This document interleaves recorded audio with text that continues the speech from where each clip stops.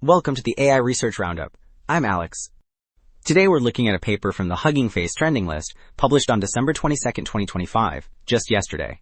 It introduces QuCo-RAG, a dynamic retrieval-augmented generation method that decides when to retrieve based on objective pre-training corpus statistics, and it reports exact match gains of 5 to 12 points on multi-hop question answering, plus up to 14 points when transferring to models with undisclosed pre-training data.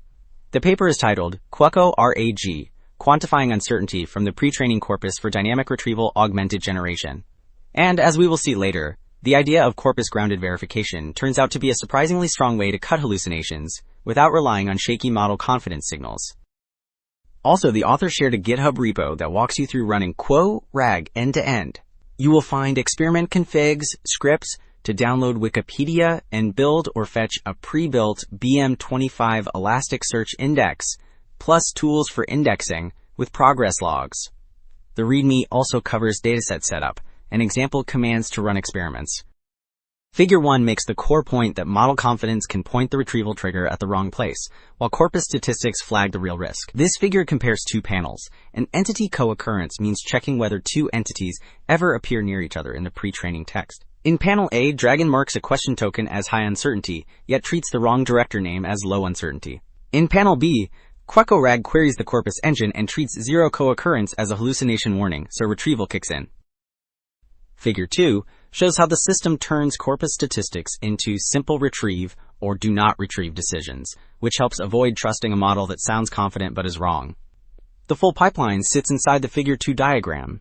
The top lane checks question entities against the pre-training corpus index engine, so rare entities trigger retrieval. The bottom lane verifies each generated claim by checking entity co-occurrence, and a zero count triggers retrieval and sentence regeneration with a corrected claim. Table 1 shows that the corpus-grounded trigger strategy translates into consistent accuracy gains on multi-hop question answering.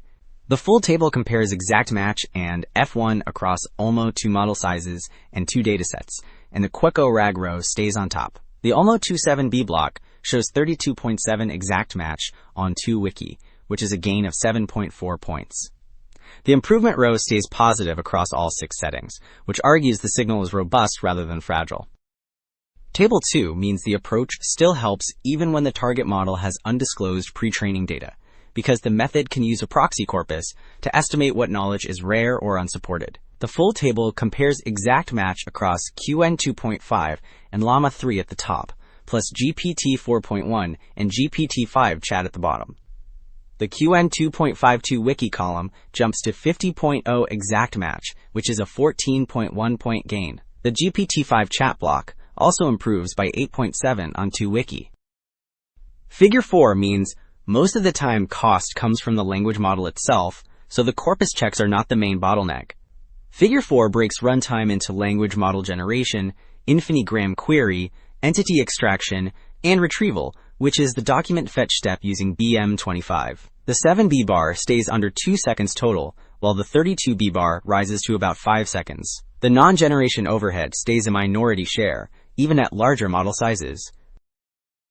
Table 3 shows that the two-stage design really matters, and the runtime check carries most of the load. This table summarizes an ablation study, which means the authors remove one component at a time to see what breaks. The full system reaches an exact match of 32.7, with about 2.6 retrievals per question.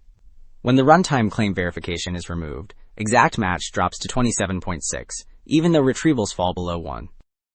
Alright, 2 takeaways stand out. First, corpus-grounded signals like entity frequency and entity co-occurrence give a more trustworthy trigger for retrieval than a model confidence score. Second, the approach transfers well, even when the target model's pre-training data is unknown, because a proxy corpus can still flag risky claims. That points to more reliable, model-agnostic, dynamic retrieval-augmented generation.